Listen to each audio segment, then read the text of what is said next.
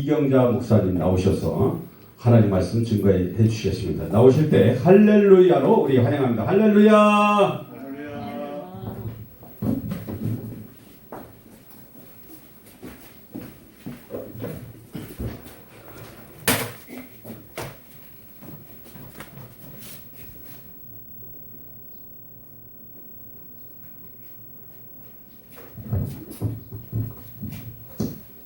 오늘 설교할 말씀은 요한복음 1장 1절입니다. 요한복음 1장 1절 말씀 다 같이 읽겠습니다.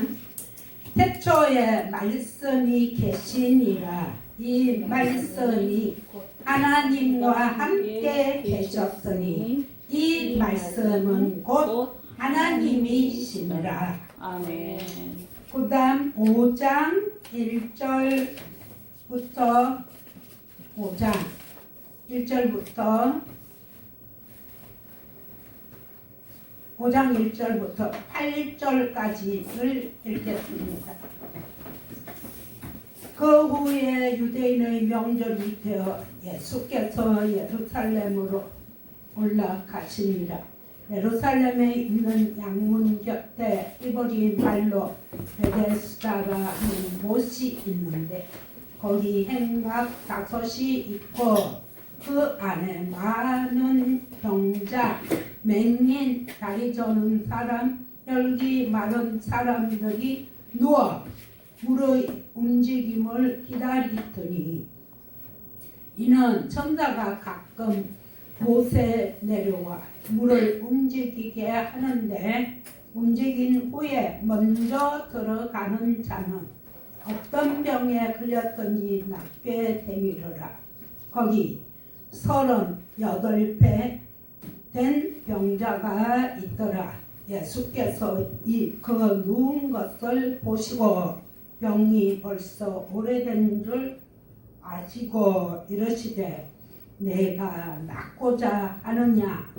병자가 대답하되 주여 물이 움직일 때에 나를 못에 넣어주는 사람이 없어 내가 가는 동안에 다른 사람이 먼저 내려가나이다.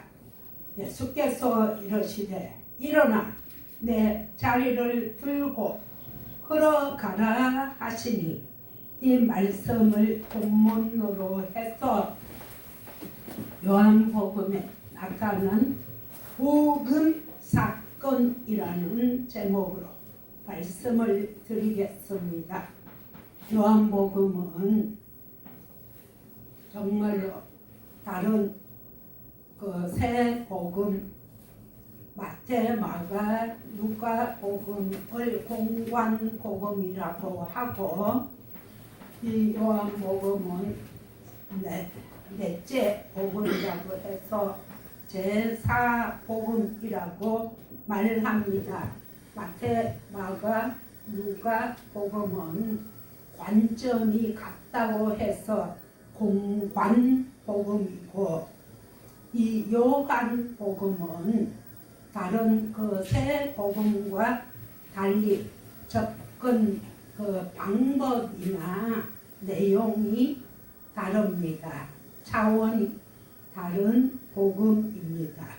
그래서 요한복음은 바로 말씀이신 하나님에 대해서 말씀을 하시고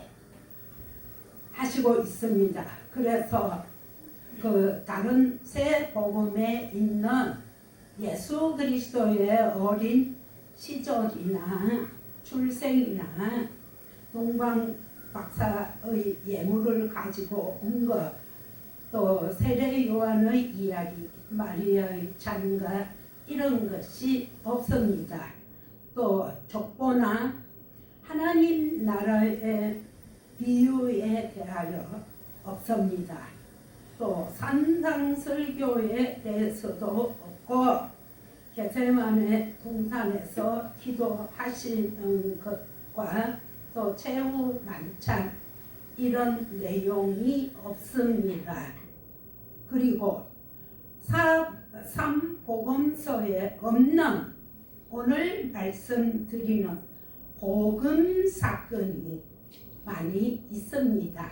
오늘은 5가지만 요한복음에 나오는 복음 사건에 대하여 말씀을 드리겠습니다. 요한복음 1장 1절 다 같이 태초에 하나님이 말씀이 계시니라. 이 말씀이 하나님과 함께 계셨더니 이 말씀은 곧 하나님이시라. 구약 창세기 1장 1절과 똑같은 말씀입니다. 요한복음의 특색 4가지가 있는데 첫째 특색은 말씀이 하나님이다. 그 말씀이에요. 그 다음 둘째는 생명이신 말씀이다. 그 다음 셋째는 사랑이신 말씀이다. 넷째는 믿음이신 하나님 말씀이다. 이 믿음을 98번을 요한복음에서 말씀하고 계십니다. 그래서 요한복음은 언어 사용이 아주 명확하고 또 분명하여서 읽을수록 그 깊이가 있고 무궁한 진리가 있는 복음입니다. 다시 요한복음 1장 1절을 다 같이 읽겠습니다. 태초에 말씀이 계시니라. 이 말씀이 하나님과 함께 계셨더니 이 말씀은 곧 하나님이시라. 이 말씀을 태초에 하나님이 천지를 창조하시니라의 구약 히브리어 성경에서 처음으로 아르케라는 말이 베레시트라고 하는데 이 레시트하고 아르케하고 태초라는 말이 같은 말입니다. 태초에 하나님이 천지를 창조하시니라. 베레시트 바라 엘로힘 에트 하샤마임 베에트 하아레츠. 이 말씀이 창세기 1장 1절이고 요한복음 1장 1절에는 태초에 말씀이 계시니라. 그 아르케라는 태초라는 말씀이 모든 것의 기초요 또 모든 사물의 본질이요 모든 우리가 하는 모든 일들의 목적이 되고 그 다음 넷째로 맨 처음이다 시작이다 근원이다 그 말이에요. 그 태초에 말씀이 계시니라. 맨 처음에 시작에 로고스가 계시니라. 이 로고스가 말씀이에요. 이 로고스는 진리라는 말인데 태초에 진리가 있었다. 이 말씀이 복음으로 성화되면서 진리가 된 것입니다. 원래 말씀이 로고스고 로고스가 진리로 복음으로 성화되어서 성경에는 진리로 나타냅니다.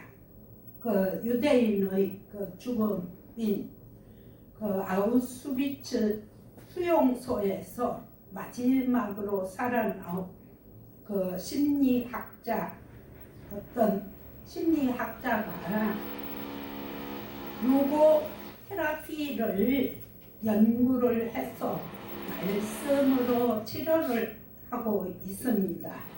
우리나라에서는 이것을 의미요법이라고 하는데 말씀 테라피 말씀은 로고스고 로고 테라피라고 하면 말씀으로 치료를 한다.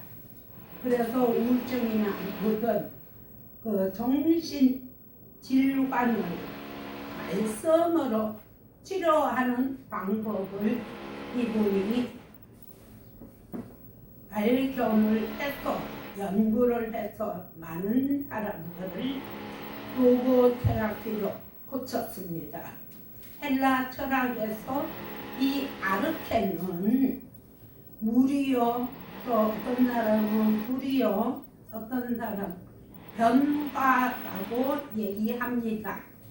동양 철학에서 주역이라고 우리가 뭐 사주팔자도 보고 하는 그 주역이 영어로는 change, 변화라고 얘기를 합니다. 그래서 요한복음의 기록의 이유는 요한복음 20장 31절에 요한복음은 21장까지 있는데 21장은 나머지 인사예요. 그래서 20장 31절이 마지막으로 보고 오직 이것을 기록하면 너희로 예수께서 하나님의 아들 그리스도이심을 믿게 하려 합니다. 요한복음을 기록한 목적은 예수 그리스도가 그리스도 메시아이심을 믿게 하려는 목적이 있고 또 너희로 그 메시아로 믿고 그 이름을 힘입어 생명을 얻게 하려 함입니다. 생명을 얻게 하는 게 목적이에요. 이 믿음, 우리가 믿는다는 이 믿음의 내용은 콘텐츠는 무조건 요즘은 아멘, 아멘, 뭐 할렐루야, 아멘만 계속해서 하면 믿음이 좋은 것처럼 보이지만 그렇게 믿는 게 아니고 요한복음 10장 10절에 보면 도둑이 오는 것은 도둑질하고 죽이고 멸망시키려는 게 도둑이 오는 목적이고 내가 누구예요? 예수 그리스도께서 내가 온 것은 양으로 생명을 얻게 하고 또 더 풍성히 얻게 하려는 것이라. 이것이 예수님께서 오신 목적이고 또 그 말씀 내가 그리스도다 하는 이 메시아를 믿고 생명을 얻는 게 목적이다 라고 써졌습니다. 우리가 믿는다는 것은 믿음의 그 말씀이 요한복음 1장 12절에 나오죠. 영접하는 자, 곧 그 이름을 믿는 자들에게는 뭐를 준다? 하나님의 자녀 되는 권세, 엑수시아를 주신다고 말씀하셨습니다. 그 영접하는 자가 과거형으로 되어 있습니다. 이미 영접했는 자가 그 이름을 현재에 믿고 있는 자예요. 영접하는 것이 먼저 과거, 그 이름을 현재에 믿고 있는 자. 믿는다는 것은 내 삶의 주인으로 섬기고 모시고 산다는 뜻입니다. 요한복음 1장 14절에 보면 말씀이 육신이 되어 우리 가운데 거하심에 우리가 그의 영광을 보니 독생자의 영광을 본다고 했습니다.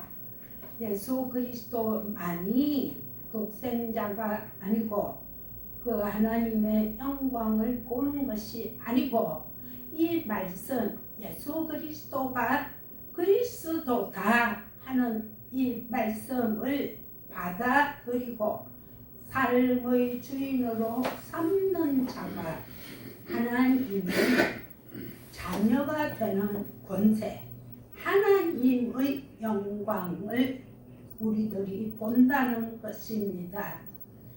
그 말씀이 육신이 되었다는 말씀은 우리 마음, in my heart가 아니고 in my among the life, 우리의 삶의 현장 한가운데, 우리의 삶의 현장 가운데 이 그리스도를 주인으로 모시고 사는 삶을 말합니다.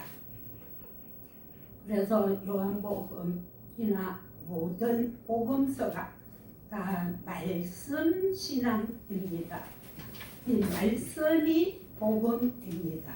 말씀은 첫째는 육신이 되신 말씀. 육신이 되신 말씀이 누구예요? 예수님이죠. 육신, 말씀이 육신이 되어 우리 가운데 거하신다 하시는 말씀, 육신으로 오신 분이 예수 그리스도고, 그 다음 기록된 말씀이 성경입니다. 셋째로 선포된 말씀이 오늘 설교하는 이 설교입니다. 말씀 몇 가지라고요? 육신이 되신 말씀, 기록된 말씀, 성경, 선포된 말씀, 이 설교를 기독교의 그 네 가지 기둥이 있는데, 창조 신앙, 임마누엘 신앙, 십자가 신앙, 부활 신앙을 기초로 네 기둥을 집을 떠받들고 그 집을 짓는 것처럼 우리의 신앙의 네 기둥으로 삼고 삶의 한 가운데서 우리가 하나님의 그 말씀을 중심으로 살아갈 때 우리는 하나님의 자녀가 된다는 것입니다. 장로교에서는 진리를 많이 주장을 합니다. 그러나 순복음 교회에서는 또 은혜를 많이 주장을 해요. 그러나 삶의 현장 가운데에 이 은혜와 진리가 동시에 충만해야만 그게 성령 충만입니다. 성령 충만. 가정에서 아빠는 진리를 말씀하시고 엄마는 은혜롭게 자녀들을 잘 돌봐줄 때 그 가정이 은혜가 충만하고 진리가 충만해서 성령 충만한 가정이 됩니다. 이 오늘 말씀드리는 요한복음의 주제는 이 변화해 가는 과정입니다. 우리의 믿음이 변화되지 않고 가만히 그 자리에 앉아서 안전뱅이 용서듯이 몇십 년을 믿어도 변화가 되지 않으면 그것은 예수 믿는 것이 아닙니다. 그 변화의 시간, 변화의 그 사건을 복음 사건이라고 합니다. 오늘 제목이 복음 사건 5가지인데 이 요한복음 21장까지 있는데 장마다 복음 사건이 한 가지씩 변화되는 사건이 다 있습니다. 1장에는 요한복음 1장 42절에 보면 안드레가 그 형제인 베드로를 데리고 예수님 앞에 옵니다. 예수님께서 보시고 이르시되 내 이름은 시몬이니 지금은 시몬인데 장차는 게바라 하리라. 게바는 베드로 반서이다 라는 말씀이에요. 그래서 이 베드로가 자연인은 헬라어로 비오스라고 해요. 비오스가 영적인 사람, 주의 생명으로 변화되는 복음 사건 첫째.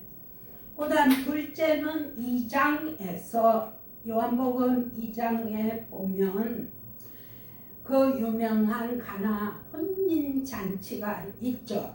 그 가나 혼인 잔치에 예수님과 그 제자들 또 마리아도 그 잔치에 청함을 받아서 잔치에 갑니다. 이 교회는 혼인 잔치, 잔치집이라야 돼요. 잔치집에는 뭐가 있어야 돼요?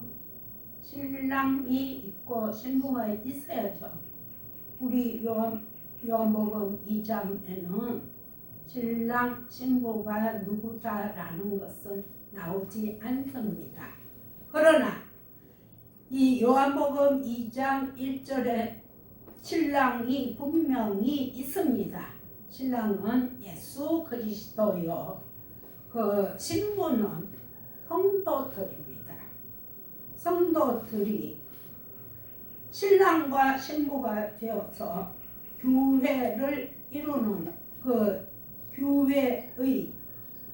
교회가 잔치집이라는 거예요.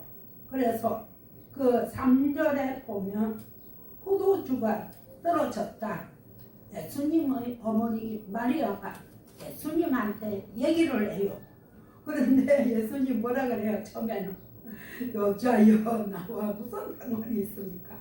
좀 사가지 없는 말같이 들리는데 나중에 그 여자가 뭔지는 나중에 시간이 있으면 제가 한 번 더 말씀을 드리기로 하고, 그런데 예수님께서 그들에게 큰 항아리 6개가 있어요.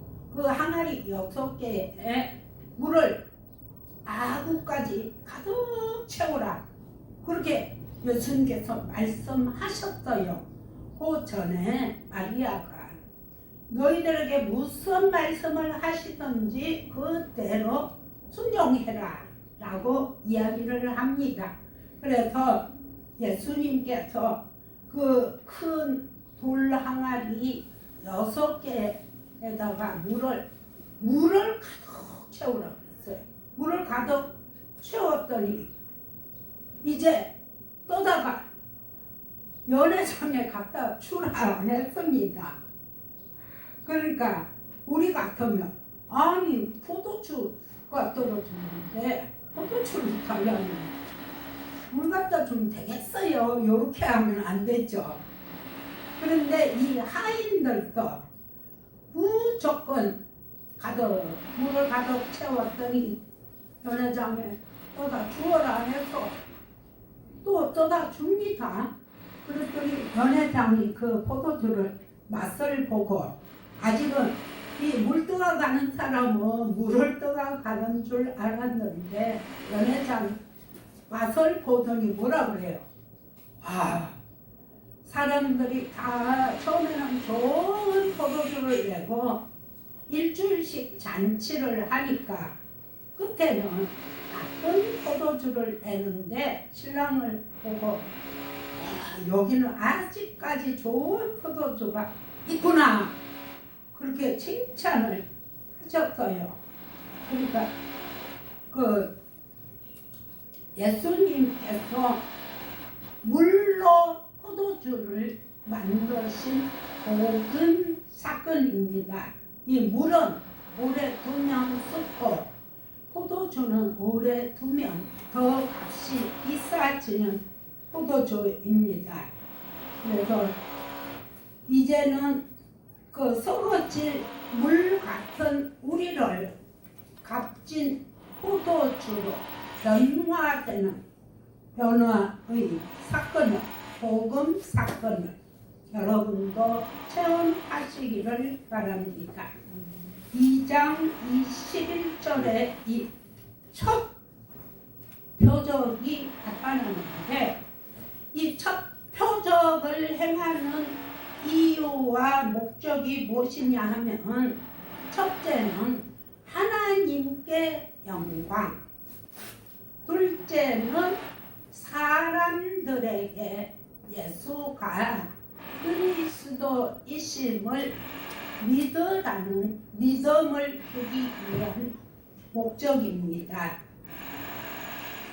특히나 그 제자들 또는 주변의 모든 사람들에게 그 포도주가 천국 음료잖아요.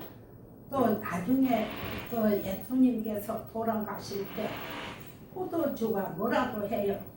내가 너희를 위하여 흘리는 바 나의 피다 라고 말씀하시잖아요. 그래서 그 표적을 또 어떤 데는 이적, 어떤 데는 기사, 또 어떤 데는 표적 이렇게 들어 있는데, 이 요한복음에는 표적이라는 말이 많이 나와요.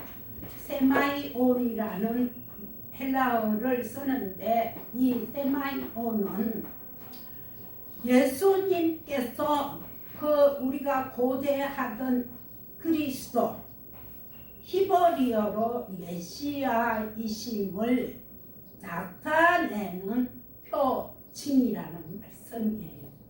기적은 예수님이 아니라도 일으킬 수 있는 게 기적이죠. 그러나 이 표적을 일으키는 이유가, 예수님은 오리라 하신 그 그리스도를 예수님이 지금부터 나타내시는 것을 표적이라고 해요. 그다음 그 3장에서 표적은 3장 1절부터 보면 니고데모가 밤에 예수님을 찾아옵니다. 이 예수님을 찾아온 유대인이면서 또 그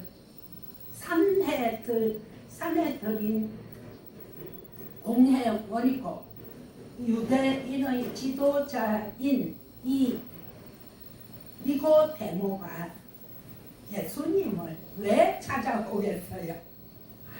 변화를 받고 싶어서 찾아오는 거 아닙니까? 그래서 복음 사건이 일어납니다. 이 니고데모는 니코스와 데모의 합성으로서 백성의 승리를 말합니다. 그래 백성이 승리해서 정복자가 된다는 말씀입니다. 그 이름의 뜻이. 그런데 예수님께서 그 하나님의 아들이고 하나님께서 함께 하시지 아니하시면 이런 일을 못하실 줄 압니다. 이렇게 말씀을 이제 드리는 거예요. 니고데모가 예수님께. 그랬더니 예수님이 뭐라고 하시느냐 하면, 너는 물과 성령으로 거듭나야 된다. 본 의뢰인을 해야 된다 하니까 이 니고데모가 그 말을 알아들을 수가 없죠. 그래서 놀라는 거예요.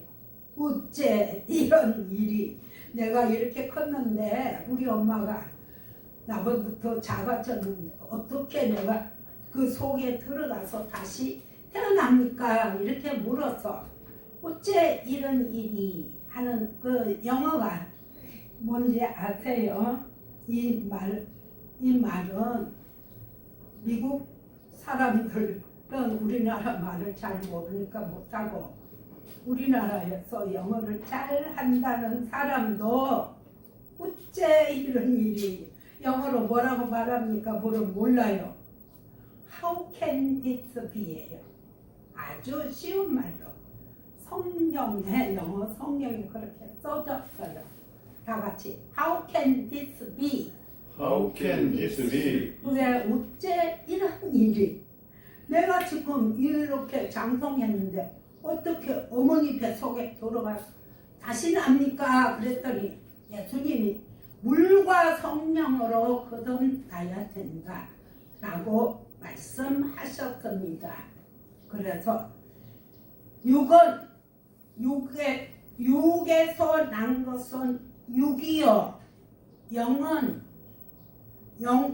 영으로 난 것은 조회가 생명이에요. 생명. 그러니까 니고데모가 그 비오스에서 주애로 변화되는 복음 사건이라고 예수님께 오면 변화를 받을 수 있다라는 믿음으로 오면 물과 성령으로 다시 태어나는 복음 사건이 일어난다고 오늘 여러분께서도 이 복음 사건이 일어나시기를 기도합니다. 아멘. 그러니까 땅의 자녀인 우리 또는 니고데모가 하늘의 자녀로 또 죽음에서 생명으로 변화되는 사건입니다. 3장 5절에 보면 진실로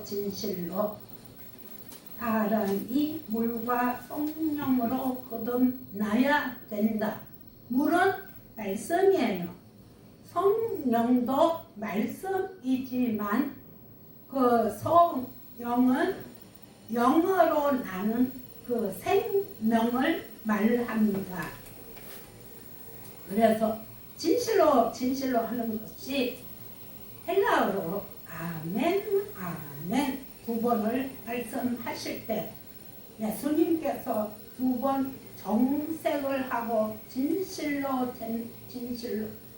레고수 내가 너희들에게 말한다 할 때는 진짜 모든 말씀이 다 진리지만 이때는 더군다나 우리가 잘 명심해서 들어야 된다는 말씀입니다. 그래서 아멘 레고수 너희들에게 말한다. 너희들은 물과 성령으로 거듭나야 된다. 본 의뢰인 해야 하나님의 나라에 들어간다. 그 말씀을 하셨어요. 그다음 이제 넷째 복음 사건이 그 사마리아 여자 4장에 보면 수가성 사마리아 여자를 예수님께서 유다에서 예루살렘에서 그 갈릴리로 이제 가시려고 하는데 이 밑에가 유다예요. 이스라엘 행정 구역이 밑에 유다, 그다음 중간에 사마리아, 위에가 갈릴리예요. 그런데 그 예수님 외에 다른 유대인들은 이 예루살렘이 있는 유다에서 이 갈릴리로 가려면 이렇게 돌아서 요단강을 한번 건너고 또 돌아서 또 다시 요단강을 건너서 갈릴리로 가는 거예요. 사마리아 사람들하고는 상종을 안 해요. 그래서 거리 지나가는 것도 안 가는데 이 예수 그리스도는 이 사마리아 성을 통과해야만 사마리아 성의 사람들을 구원하시기 위해서 오셨기 때문에 사마리아 성을 통과해야만 된다는 거예요. 그게 영어로 must be 해야만 된다. 그래서 사마리아 성의 우물가에 예수님이 피곤해서 앉아서 계실 때 수가성의 여인이 물동이를 이고 물 기르러 한낮에 정오에, 정오는 뭐예요? 빛이 이렇게 가장 밝을 때 난 12시간 정오에 물 기르러 오는 사람들이 한 사람도 없는데 이 여자만은 뭐예요?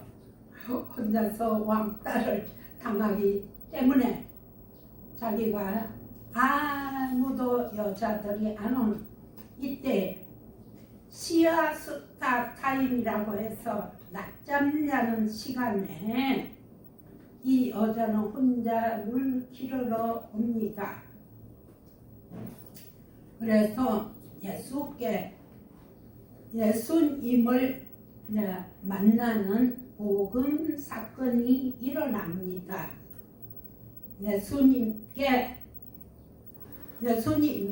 예수님께서 사마리아 여자에게 나 물 좀 주시오 이렇게 말을 거는 거예요. 그러니까 이 사마리아 여자가 뭐라 그래요? 당신은 유대인 남자로서 어떻게 나 사마리아 여자를 보고 말을 겁니까? 다른 사람들은 상종도 안 하는데 이 말이야. 그래서 예수님 뭐라고 말씀하십니까? 물 좀 달라 하는 내가 누구인지 알면 네가 오히려 나한테 물 달라 할 것이다. 그리고 내가 하나님의 선물을 너한테 줄 것이다. 그러니까 내가 이 사람을 가만히 보니까 뭐 물기를 두리박도 안 가지고 아무것도 없는데 당신은 뭐 어떻게 이 우물을 판 야곱보다 더 큽니까? 이렇게 물었잖아요. 물었을 때 이 야곱이 주는 물을 마시는 사람은 돌아서면 또 목이 말라서 또 물을 먹어야 되고 목사님 물 한 잔 주세요. 물 한 잔 주세요. 네. 그래서 이 물을 달라 하는 내가 누군지 알면 내가 너에게 네가 나에게 물을 달라 할 것이고 또 하나님의 선물을 네가 받을 것이다 라고 말씀을 하셨어요. 그런데 이 여자가 가만히 보니까 유대인 남자가 어떻게 물길을 걸어도 없고 이 깊은 이 우물에 어떻게 물을 기르나 이상하잖아요. 그래서 아직 이 여인이 물을 아직 안 빌려줬어요. 그런데 예수님이